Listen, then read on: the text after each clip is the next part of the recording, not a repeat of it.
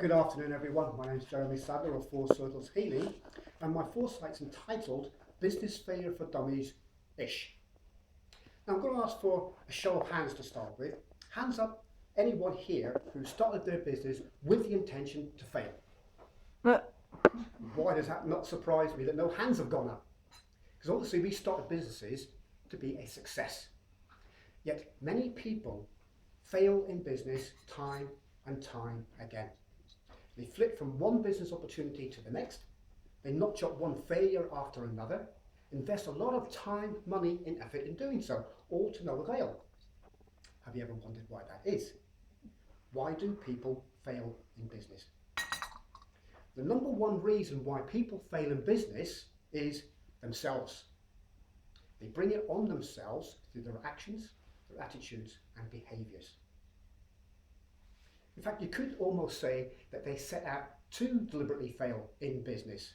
And in a sense that's true, because what they're doing is programming their subconscious mind with all this information that comes from their actions, their attitudes and behaviours. So that got me to thinking, what if you started a business with that intention to deliberately fail? How could you do that? How could you make that a success? How could you be a success in failing in your business? Well, here are 5 tips on how you can successfully fail in business.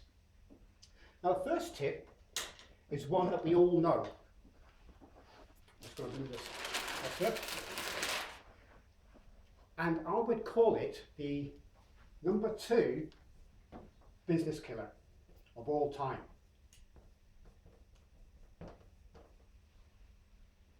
Get you thinking what that might be? If I said procrastination, you get an idea. So my tip is procrastinate your business to death. You all know how it works. You've got a task that needs doing. You say, I'll do it tomorrow. Tomorrow never comes. The task doesn't get done. Such a simple, easy method to ensure you fail in business. But what are the benefits of that if you procrastinate your business to death? Well, 1, no reputation. You get a reputation for being unreliable. You don't get the reputation that you want. Number 2, your orders will disappear into your competitors' books. Number 3, contracts will become non-existent.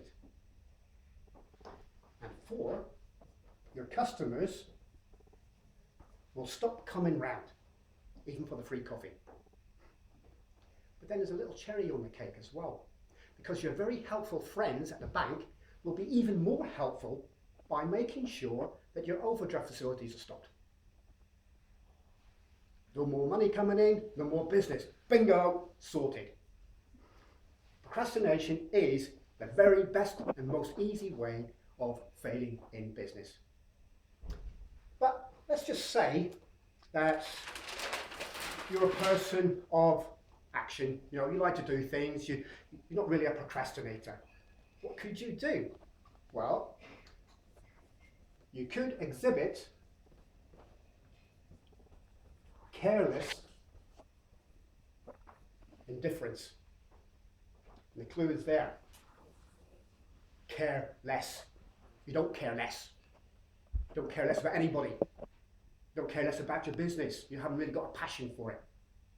Yes, customers are essential for a business. But what are customers for? In your opinion, they're to make you lots of money, to get stuff that you want. You don't care about their needs or anything like that. Customers, in your opinion, are a necessary evil. You need them to make that money. If you haven't got customers, you haven't got the money, so you need some. Okay? But the benefits of this then would be, again, that long line of customers will dry up. There is a downside, because those customers will start coming in first of all, and that money will be there. But it'll soon dry up and disappear. They'll go to more touchy-feely types, which is fine. You don't mind that. Plenty more mugs than fish in the sea. So you're quite happy about that. They'll soon leave you alone with the bank reps and the receivers. And then the auctioneer will come in and sell off everything you've got at a fraction of its worth. That's your game plan. You don't mind that at all. The other benefits of that is you don't need to learn people skills or management skills or leadership skills, anything like that. Just chuck them out the window. It's easy. So careless indifference is another very efficient way of getting rid of your business, if you like. Failing in business takes a bit longer than procrastination though. It's a bit more of a gradual process. But then let's just say that you are a people person and you care about people. Don't people persons normally have success in business? Yeah, generally speaking they do. But what happens if they have a certain attitude towards money? What happens if they are, let's read this, money-hating profit eaters? Yeah, bad writing. Money-hating profit eaters. What does that mean? Well, if you're this kind of person, you will know. Because you can't keep money in your pocket, it burns holes in them. There is, however, a major downside to being a money-hating profit eater. People like you, and you like people. And your customers will come to you because they enjoy all the substantial deals that they get from you. Things like buy one, get four free, because you're so generous. Shop with me twice, get 50% off. Things like that. And yeah, if you've got staff and employees, they'll love you to bits as well, because you pay them super wages, substantial bonuses and rewards, and you'll even pay them for not turning up. Okay, that's enough about the negative. Let's go on the positive side of things. What benefits do you have from being a money-hating profit eater? Well, you get all that money to spend for yourself for a start. You don't need to engage an accountant or a bookkeeper. Sorry, Mandy. Because you don't keep accurate records of your transactions. Or maybe not until the last minute. 30th of July or 30th of January, whatever it happens to be. Okay. Also, you'll learn certain traits, little habits if you like. You'll learn how to buy excess stock that you don't need. You learn to buy equipment that you'll never use. So you've got all that stack up in the garage. Yes, another thing. And you'll learn how to spend those profits very efficiently on cars, houses, clothes, holidays, anything you like, as well as wasting it in your business.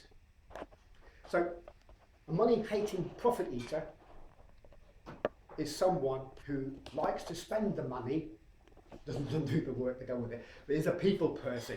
Yeah? Basically, they're in business just for themselves to have a good time, have a social time, if you like. But eventually, you know, that business is going to go belly up, and you'll be free of all those stresses, if you like, those worries about what can I buy next. You'll be free of all of that, and you'll no longer be a business owner. Relief. But again, just like procrastination, it's a gradual process. It can take time. What happens if you don't want a gradual process? You want to be something, you know, a bit more direct, works a bit quicker. Well, this one will be right up your street. Be a wino. Okay? I don't mean that you're guzzling a case of wine a day, although you can do, that might help. Okay? Now, when you're a wino, you are negativity personified. Okay? You are a black hole when it comes to positiveness. You are the type of person that lights up a room when you leave. Okay? You moan, groan, gripe, and whine about everything. So how would this work in a business sense then? Okay, Let's just say in this scenario, you're a franchisee of a very successful company who've got a system in place that's proved and been tried and proved over the years to be very successful and bring a lot of wealth to those within that network. That's not good, is it? There's bound to be something wrong with it.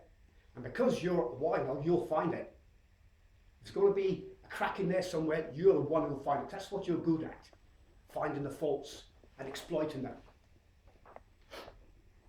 What's the benefits then of that within that kind of business? Well, you'll have an incredible staff turnover. Because no matter how positive they are when they start, guaranteed, in less than 2 weeks, they'll be gone. Because you're always moaning at them, groaning at them, jumping on their backs. They can't do anything right. You'll moan about your customers. You'll moan about your suppliers. You'll moan about the company to the customers and suppliers. You'll moan about the company to the company. That system that they've got is not good, is it? It's too rigid. You can do better. It's too easy, you can't use that. You can reinvent it and make it better, make it work. What's going to happen? Well, eventually, and this is brilliant, the company's going to step in and say, we don't want you as a franchise and treaty anymore, so we'll take away your license. And if you're really, really lucky, they might sue you for libel. That's brilliant. And you'll be really out of business and in debt. Fantastic. And you've achieved your goal. Okay? So that's brilliant. It's a brilliant way. Actually, it's one of my favourites. You know, being a wino. But now, I come on to the ultimate. This is my number one favourite. This really, really works. It is also, I'll just take another page for this,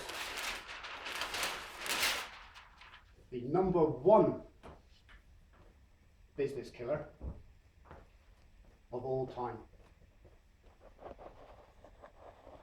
Now I wonder if you can think what that might be. To take this step or to use this tip, you have to be hardcore committed to being a failure. Not only in business, but also in life. Be a shadow dancer. You're asking yourselves, what do I mean? Well, dancing in the shadows means you are dancing in the shadowy side of things. Rules and regulations are there to be bent and broken, preferably both. On the one side, you've also got to have a bit of a split personality, because on the face of it, you've got to be that charming person that attracts your customers in. On the other side is, I love the dark side, Luke. Because you have a dark side. Okay? There is a downside of this one as well, because you're going to get some success at first. You know, you're going to get a lot of business. But that, in a sense, doesn't really matter, because there's a bit of a grey area there, because you're actually in this for the long term. You want it to work. What will you do? Well, you will learn how to lie, cheat, steal from your friends, family, your business, how to defraud it, embezzle it. You learn how to destroy your competitors, con your granny out of her life savings, rob your kids' piggy bank, put in false claims to the tax authorities, and this is a sweet one. You can even claim state benefits. I didn't tell you that. Okay? If you choose this one, oh man, the benefits are so wonderful. You will fail in business, guaranteed. People will look at you after a while and say, I'm not going anywhere near that person. You'd be a con man, you'd be a rogue, you'd be a scoundrel, no morals, lack of integrity, dishonest, whatever. You'll learn all these wonderful skills. And if you're lucky, you might even, at the end, when the authorities eventually catch up with you, go to prison, where you'll learn even more skills that you can use when you come back out again. Because if you know in this, if you take this course, you know, you not only fail in one business, but you can start more later on and continue and continue and continue. And like I said, if you choose this course of action, you are in business for long term. with the idea to make as much money out of it as you can, get all the benefits out of it as much as you can before it actually all comes to an end. Now, those basically are 5 tips on how you can be successful in failing in business. Obviously, the aim of this talk wasn't to fail in business, it's the opposite. Okay? However, I guarantee if you put those tips into action, the procrastination, the indifference, the whining, shadow dancing and the rest, you will fail in business in time. If you do the opposite, your success, it goes a long, long way to making sure that you have success in your business. As always, the choice is yours. Thank you.